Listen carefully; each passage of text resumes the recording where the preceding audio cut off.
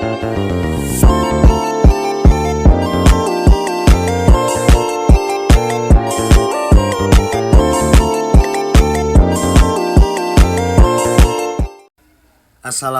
warahmatullahi wabarakatuh. Perkenalkan, nama saya Ainun Ahmad Alvarez dengan NIM 33020220100. Izin mengerjakan tugas dari Bapak Sifaul Amin. Jawaban dengan soal pertama, jelaskan konsep investasi dalam pandangan syariah dan perbedaan dengan investasi konvensional. Investasi dalam pandangan syariah didasarkan pada prinsip-prinsip Islam yang melarang riba atau dengan nama lain bunga, maisir dengan nama sebutan spekulasi, dan investasi dalam bisnis yang haram terlarang. Sedangkan investasi konvensional tidak mempertimbangkan aspek agama dan sering melibatkan bunga dan sektor-sektor yang mungkin dianggap haram oleh agama tertentu. Berikutnya, jelaskan konsep idle money dalam Islam.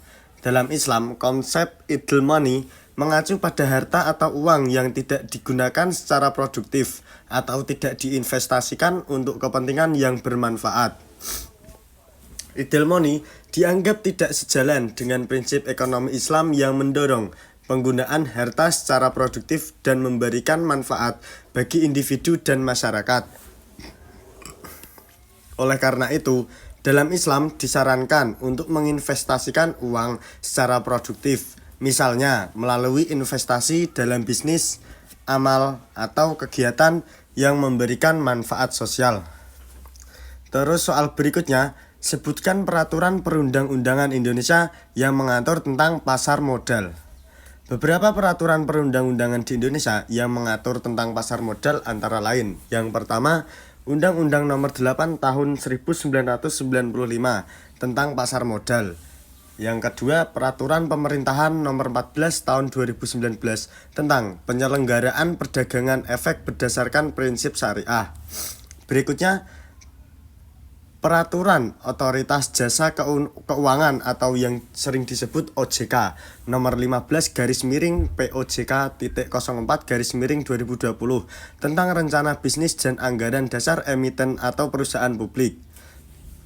Berikutnya, Peraturan OJK Nomor 32 atau POJK.04/2015 tentang rencana dan prospektus emiten atau perusahaan publik dalam penawaran umum dan perusahaan yang melakukan penawaran saham kepada masyarakat. Ini hanya sebagian dari peraturan yang mengatur pasar modal di Indonesia. Ada juga peraturan-peraturan lain yang terkait dengan industri tersebut. Nomor 4, jelaskan perbedaan saham biasa dan saham preferen.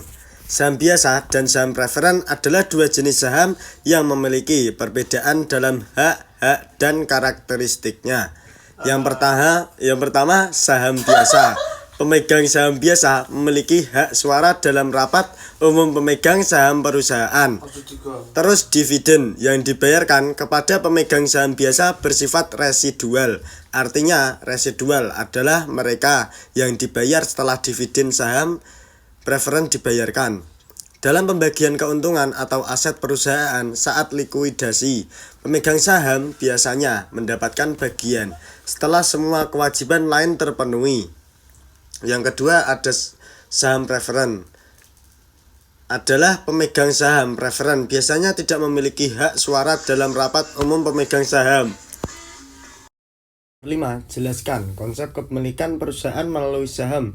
Konsep kepemilikan perusahaan melalui saham mengacu pada bagaimana individu atau entitas memperoleh kepemilikan dalam suatu perusahaan dengan membeli saham perusahaan tersebut.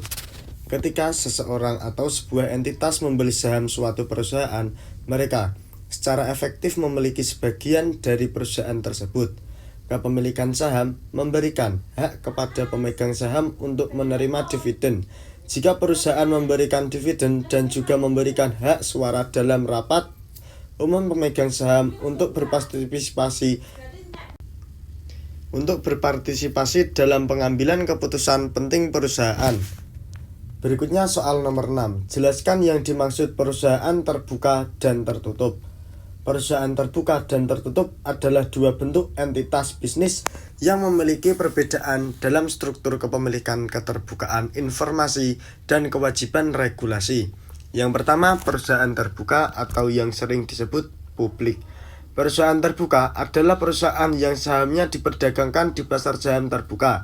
Saham perusahaannya terbuka, dapat dibeli dan dijual oleh masyarakat umum melalui bursa efek.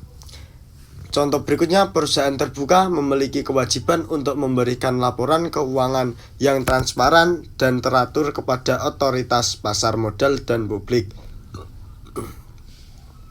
Pemegang saham dalam perusahaan terbuka biasanya lebih luas, termasuk investor, institusional, dan individu. Berikutnya, perusahaan tertutup atau privat. Perusahaan tertutup adalah perusahaan yang kepemilikannya terbatas pada jumlah kecil pemegang saham atau kelompok tertentu.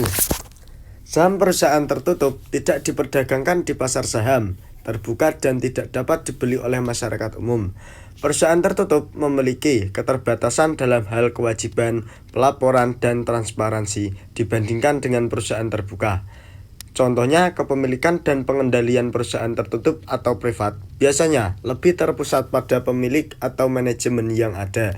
Perbedaan utama antara keduanya adalah akses publik terhadap saham dan tingkat transparansi informasi.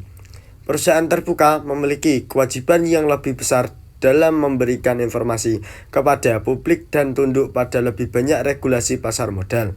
Sementara, perusahaan tertutup memiliki lebih sedikit kewajiban pelaporan dan lebih banyak fleksibilitas dalam menjelaskan atau menjalankan operasinya. Soal nomor 7, berikan penjelasan mengenai LPO perusahaan. Laporan perubahan modal atau yang disebut LPO adalah salah satu laporan keuangan yang penting bagi perusahaan. LPO menyajikan informasi tentang perubahan modal yang terjadi dalam periode tertentu.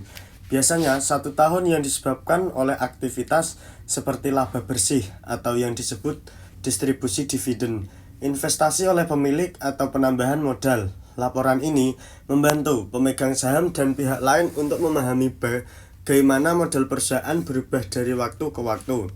LPO biasanya terdiri dari beberapa bagian, termasuk laba bersih atau rugi bersih selama periode tersebut, dividen yang dibayarkan kepada pemegang saham, tambahan modal dari pemilik atau investor tersebut, serta perubahan lain dalam modal yang mungkin terjadi. Laporan ini memberikan gambaran tentang bagaimana perusahaan mengalokasikan laba bersihnya, apakah untuk pembayaran dividen kepada pemegang saham, reinvestasi dalam operasi, atau penggunaan lainnya. LPO penting karena memberikan pemahaman tentang bagaimana perusahaan memanfaatkan modalnya dan dapat digunakan oleh investor tersebut atau manajemen dan pihak lain untuk mengevaluasi kinerja keuangan perusahaan serta kebijakan distribusi dividen dan strategi modal. Soal nomor 8, jelaskan pasar perdana dan pasar sekunder dalam perdagangan Islam. Pasar perdana adalah tempat di mana saham atau instrumen keuangan baru diperdagangkan untuk pertama kalinya kepada investor. Sedangkan pasar sekunder adalah tempat di mana saham atau instrumen keuangan yang sudah diperdagangkan di pasar perdana atau diperjualbelikan antar investor tanpa melibatkan perusahaan yang menertibkan saham tersebut. Dalam perdagangan Islam, keduanya harus mematuhi prinsip-prinsip syariah, seperti larangan riba dan transaksi yang mengandung unsur spekulasi. Soal nomor 9, jelaskan bagaimana proses penyeleksian saham syariah. Proses penyeleksian saham syariah melibatkan beberapa tahap. Pertama, perusahaan analisis atau lembaga keuangan Islam mengidentifikasi saham yang memenuhi kriteria syariah. Terakhir, saham-saham yang lolos seleksi ini diintegrasikan ke dalam portofolio investasi syariah. Soal nomor 10, jelaskan mekanisme transaksi saham sesuai syariah. Mekanisme transaksi saham sesuai syariah melibatkan beberapa prinsip yang akan dibeli harus memenuhi kriteria syariah, seperti tidak terlibat dalam bisnis yang dianggap haram. Menurut Islam, kemudian transaksi saham dilakukan tanpa melibatkan riba atau bunga spekulasi atau unsur-unsur tidak jelas atau yang disebut gharar.